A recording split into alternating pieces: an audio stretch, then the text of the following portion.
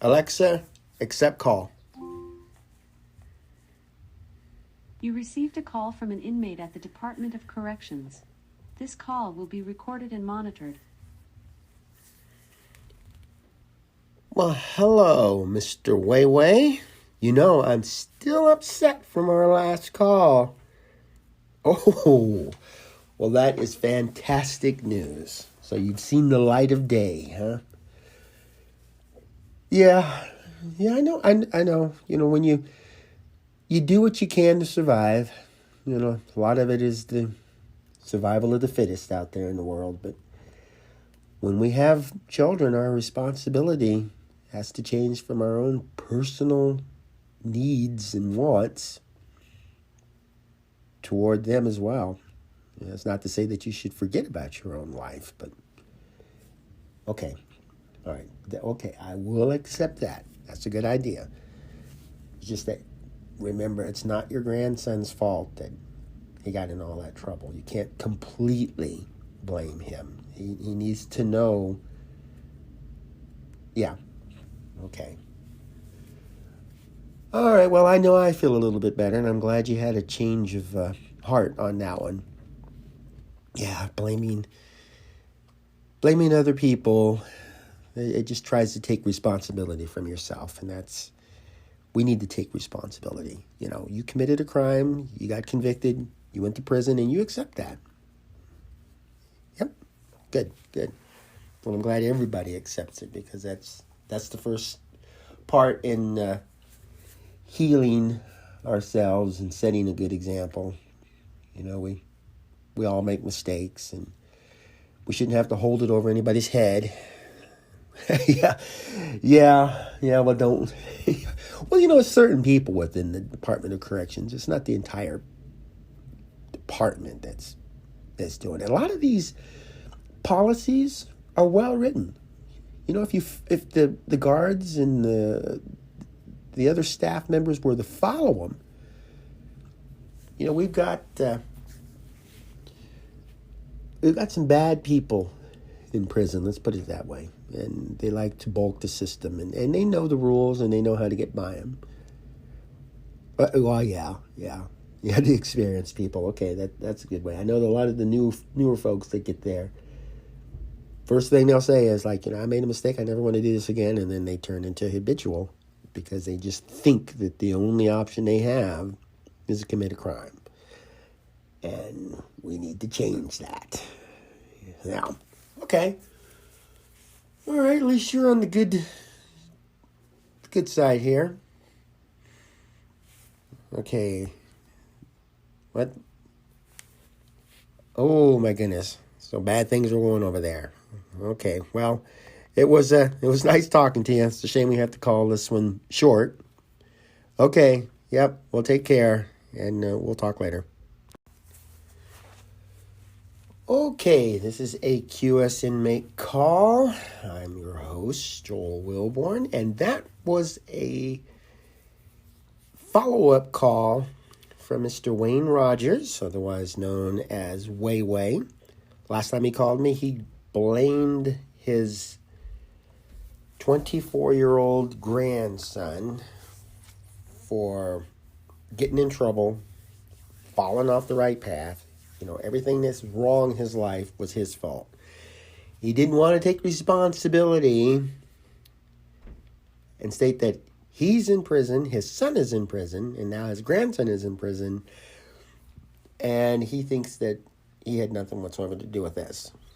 You know, you got to set a good example. And after our phone call, I was very upset with him, and he was upset with me, but he said he went back and he thought about it and talked to some of his cellmates and other relatives and stuff and loved ones, and he came to the conclusion that, yeah, he was setting a pretty bad example, and he needs to own up and get out there and do the right thing, which is good.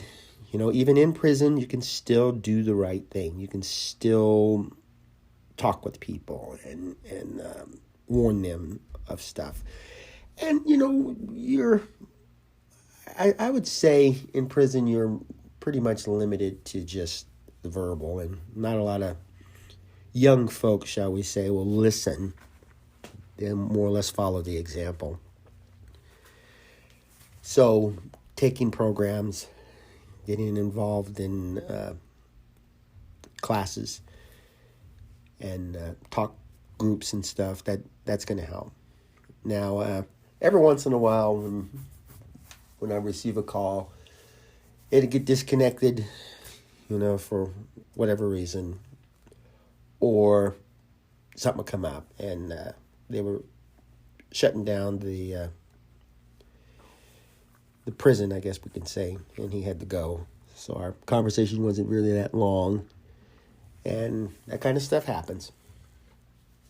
But the main thing is he was able to get through to me and let me know what's going on. So hopefully the next time we talk, we maybe discuss some of the stuff that we as a team can do to help the rest of his family, because his son and his grandson, yep, they're locked up, yet he still has some other family members out there and some friends that we can pass some messages on to, and maybe have some get-togethers.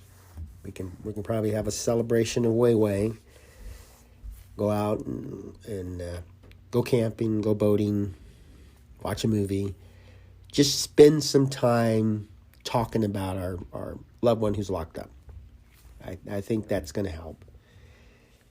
It's just that this is hard on everybody. And the public has to understand, locking somebody up, yes, it does punish that person. It does take that person away from society. It's just that, if we don't do anything further, if we don't take that next step, what's to stop them from getting out and getting back into the same routine and then ending up back in prison?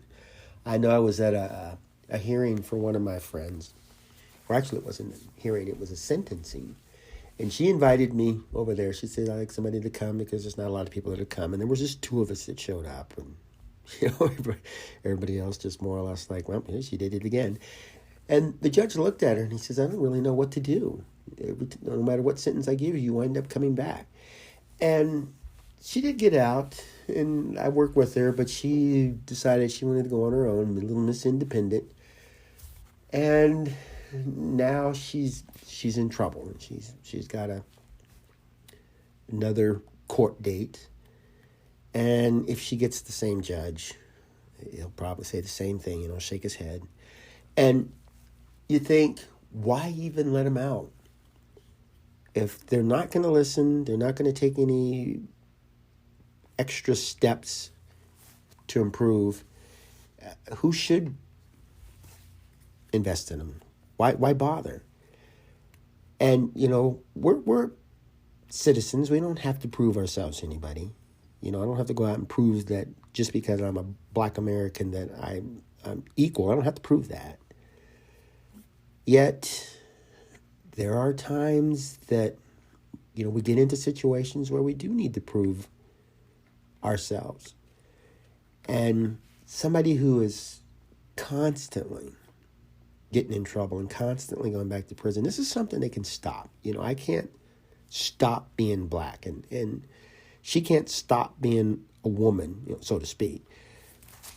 But she can stop her actions. She can curtail this. And she's got siblings, and she's got nieces, nephews, and stuff that look up to her.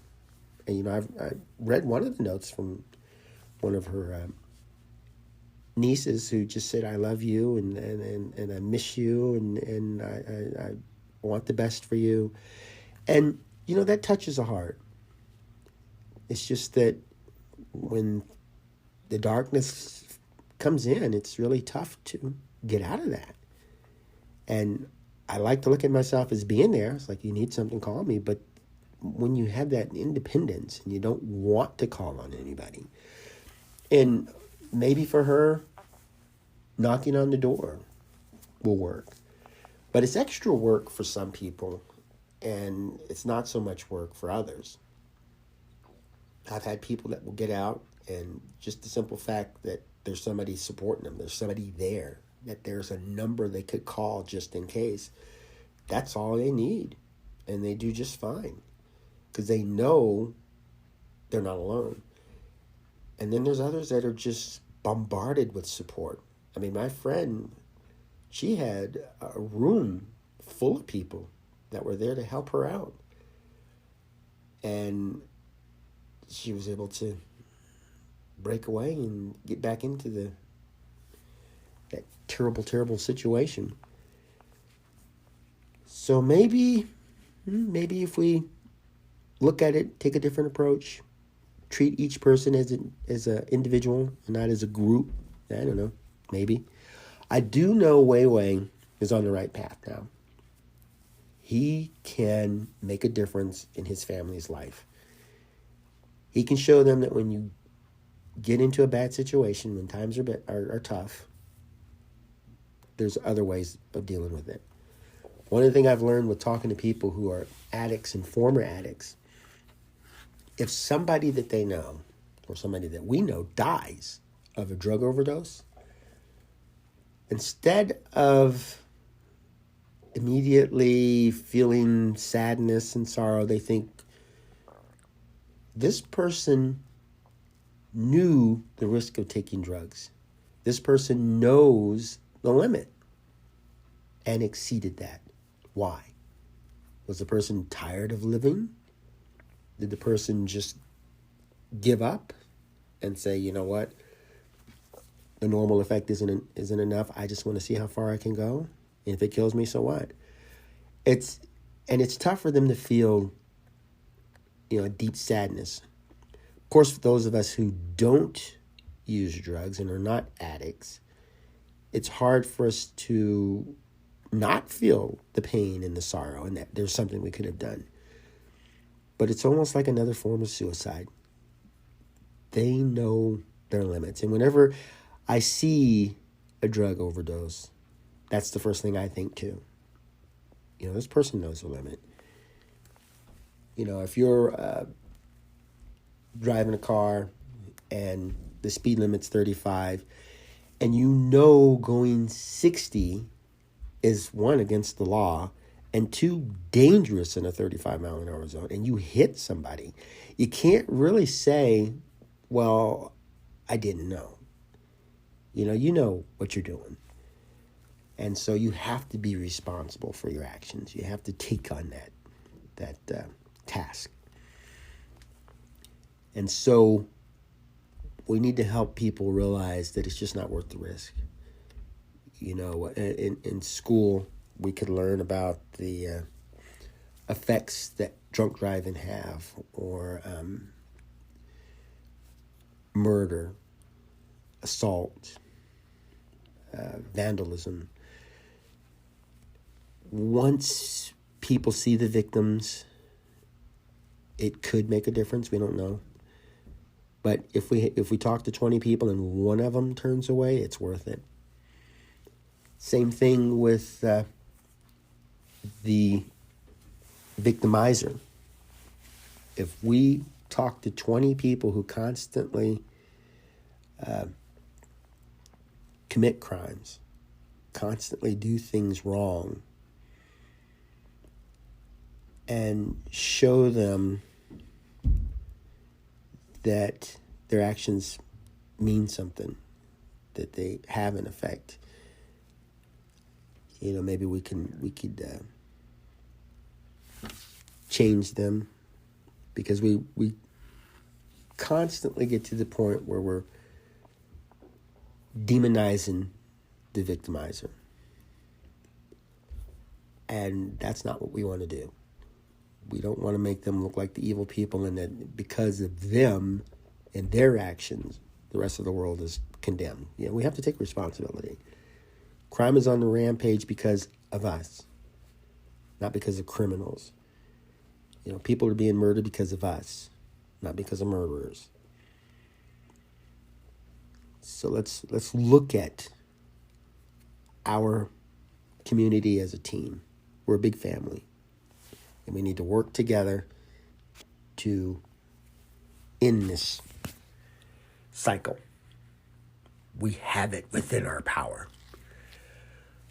All right, thanks for joining and listening to this take on things. Hopefully you'll get out, talk, call up your loved ones.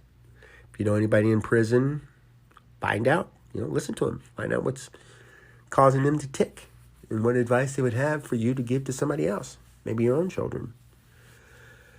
So have a great day and go out and make wonderful memories for tomorrow.